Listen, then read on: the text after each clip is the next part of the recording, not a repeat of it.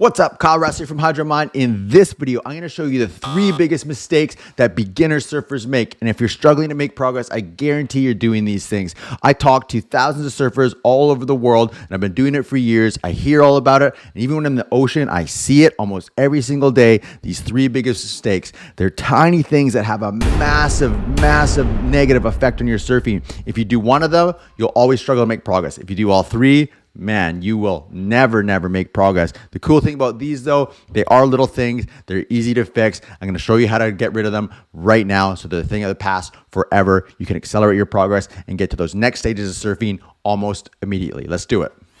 Number 1 is paddle posture. You can always tell just by looking at someone paddling out if they're a beginner or tired, or usually both, because their head and their chest come really close to their board and they're paddling like this. When you do this, it completely eliminates your efficiency. So you're using tons of energy and not getting into the water. I'll demonstrate exactly what I mean. The reason this affects your power so much is because it forces you to reach. We are all at our weakest when we're reaching. Way up here, way out here, or way back here. So imagine if you're holding something heavy, right? So if this is 10 pounds at the end. So if I hold it right here, I can move it super easy. If I hold it way down here, it becomes way harder. So our power when we're paddling comes from our shoulders and our back. So it's extended way out here. So when we're reaching hard, there's almost no power. We gotta be closer to the core, closer to our body right here. So when your chest is close to your board, the water is so much closer to you, so you're forced to reach around like this. So way up here, weak. Way in here, powerful.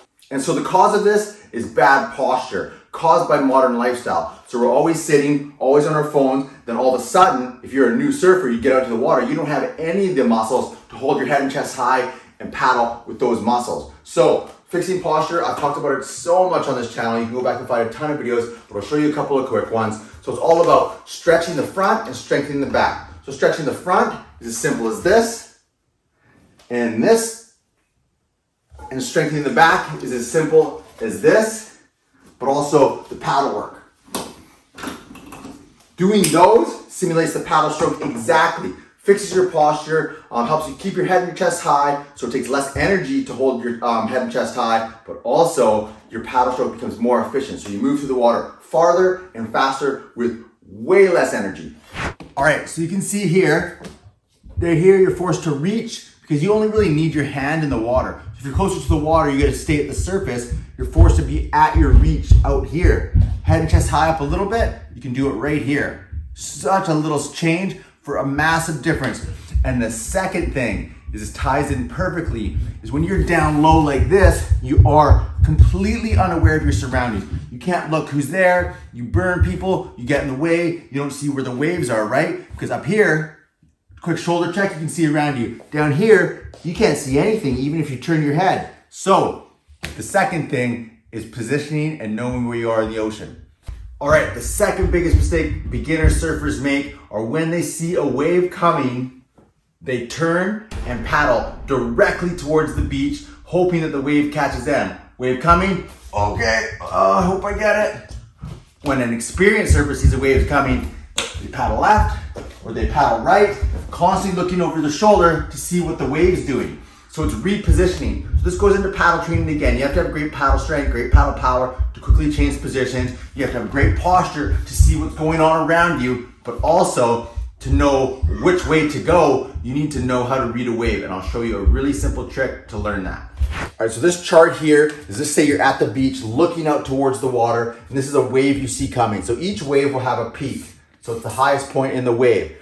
So when you look out there, in a perfect situation, you want to be at the peak right as the wave is breaking. That's the most perfect spot you can be. It's the start of the wave. You get all that energy. You can drop in very easily. So if you're sitting out here and you see the peak there, you have to paddle this way. And then if you want to go down the line this way, you got to paddle that way and then turn and then quickly get ready to pop up going the other way. So it's a lot of positioning happening there. So you're at the peak. Now what happens most of the time is you're not in the perfect spot. So the wave will have the peak,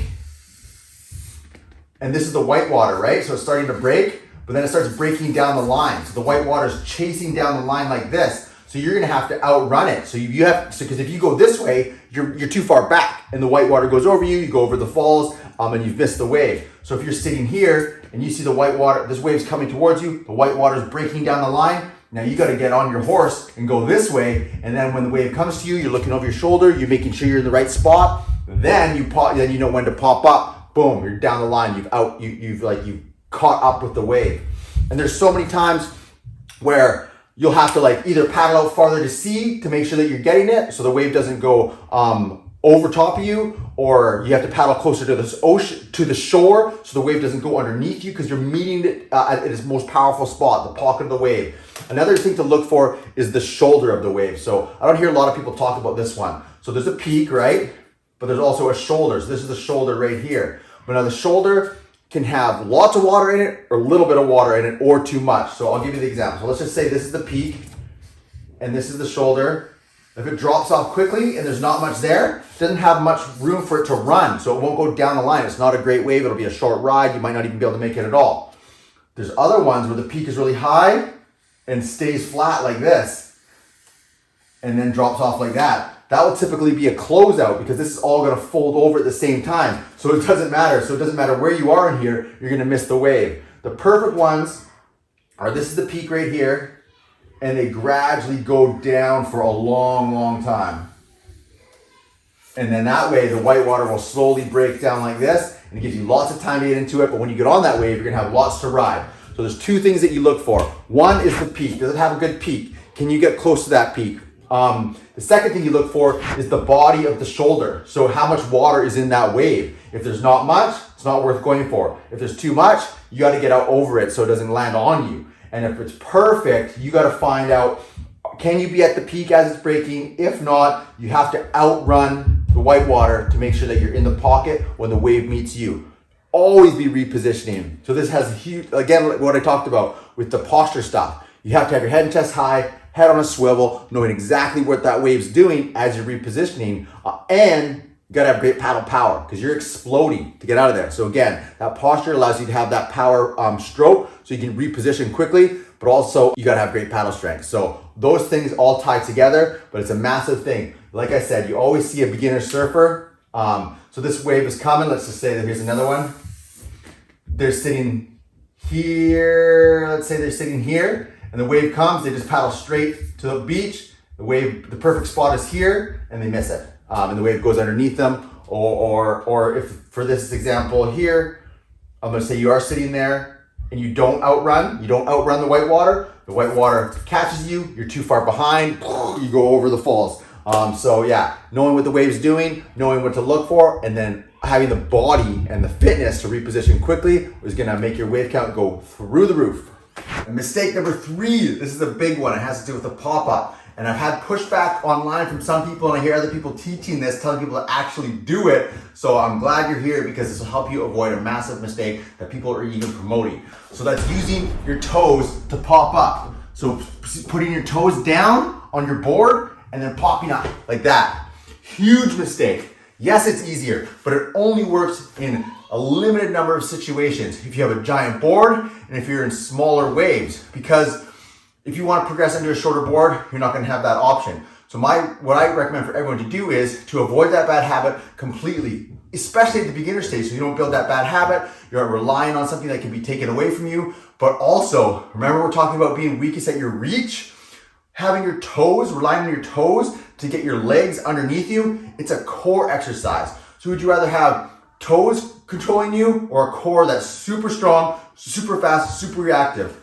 As you get into bigger waves, your toes aren't going to help you. Things are going to be steeper, you're going to be way more unstable, you're going to be going down the line, off balance, things are changing super, super fast. Your toes aren't going to control the rest of your body. Your core is your center, it's your core, it's the foundation, it controls everything. You build this, it can control everything. So it doesn't matter if your wave's getting steep quickly, if you're tipping down the line, if you're a little off balance on your board, your core can save all those things. So if you rely on your toes, it's like giving a lumberjack a tiny dull axe and saying chop down the forest. That tool doesn't work for giant trees. Or so like having a giant chainsaw, that can do everything. So that's like having a core that's super fast, super reliable, super strong. You can catch any wave on any board, your pop-up will be super reliable. 2 things that matter for popping up without your toes: flexibility and core strength. So if you look at this, To get your legs under you without using your toes, you gotta create space. Your hips gotta come up, right? So if you look here, where the knee hits, there's lots of room between your knee and your chest. So what you have to do is be able to get your knee up into your chest. It's great hip flexibility. So here's a test. So this is you stack your legs in front of you like this, so they're on top of each other. Most people will be like this. So if you can't get it down, that becomes the stretch. But then, can you tilt forward? See, the knees are coming close to the chest. Cool thing is though, if you can get to here, all you need to do is add like 15 degrees. If you can get your stretch to here, look at the room it makes. So here my knee's hitting, here it's not. So instead of hitting your knees, you've created all that space and you can get your legs under you. So it's super, super, super simple stuff. Get that stretch, get it at 15 degrees forward, and you'll have no problem getting your legs under you from a flexibility issue. And then once you get your stretch down to here, man, pop-up will be easy. The second piece, you gotta elevate your hips off the ground and drive those legs under you. So that's where the core comes in. So your hands are planted, you're up in the air, you're airborne, so your core is controlling everything. So a way to simulate that in training is with an exercise ball. Very, very simple. Push up, crunch. Push up, crunch. Try to explode it. Boom. Do those two, that one stretch and that one exercise. You'll never have to rely on your little toes that are way behind you, that have almost no effect on the rest of your body when you're popping up. You have a rock solid core, you have the mobility, you pop up, you'll never have to think about it again. Great paddle posture, great pop up, and great positioning. Those things together eliminate the biggest beginner to intermediate to advanced barriers and the biggest mistake that everyone makes. All right, so if you just watched all those things and you're like, oh my God, I do all those things, I got great news for you. There's something really important I wanted to impress upon you in this video. All of those things, those problems, those mistakes have fitness barriers. All fitness barriers have an exercise that can break through that barrier. So like those things that I showed you, there's an exercise to eliminate them all. So if you want to accelerate your progress, go from beginner to intermediate to advanced as quickly as possible, there's at-home training that you can do between surf sessions that make sure you eliminate the mistakes, but also you are progressing every single session. So that's exactly what we do. These paddle bands here, we manufacture these, we ship them for free worldwide to anyone who joins our Waterman Elite program. 2 days in the US, 5 business days internationally. These will show up at your front door, and from that day forward, you'll never have to worry about being tired, having bad posture, and bad positioning. You'll get stronger every single session. Your body will think that it's surfed and paddled every single day. Paddling you won't have to think of. We also have a pop-up progression system. Pop you won't have to think of. Positioning you won't have to think of. It's gonna get you to those next levels for the rest of your life. When you get stronger in the water, get stronger on land, it changes the trajectory of your surfing forever. So instead of plateaus or going down, you go up forever.